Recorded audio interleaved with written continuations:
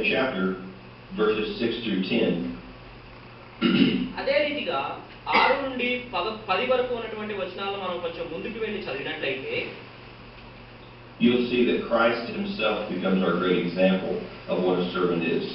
మరి ఈ విధమైనటువంటి శ్రామికుడు, శ్రమ సేవకుడు లేదా సేవ కోసం పిలువబడినటువంటి పనివాడు అనేటువంటి విషయంలో యేసుక్రీస్తు తానే స్వయంగా ఒక మాదిరి అయినటువంటి సేవకుడుగా కనబడటం ఆ 6 నుండి 10 వరకు ఉన్నటువంటి వచనాల్లో మనం చూస్తా ఉన్నాం.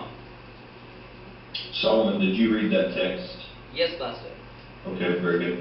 ఆయన దేవుని స్వరూపము కలిగిన వాడై ఉండి దేవునితో సమానముగా ఉండుట విడిచిపెట్టకూడని భాగ్యమని ఎంచుకొనలేదు, కానీ మనుషుల పోలికగా పుట్టి దాసుని స్వరూపమును ధరించుకొని తన్ను తానే రిక్తునిగా చేసుకొనెను. మరియు ఆయన ఆకారమందు మనుష్యుడిగా కనబడి మరణము పొందినంతగా, అనగా శిలువ మరణము పొందినంతగా విధేయత చూపిన వాడై తన్ను తాను తగ్గించుకొనెను.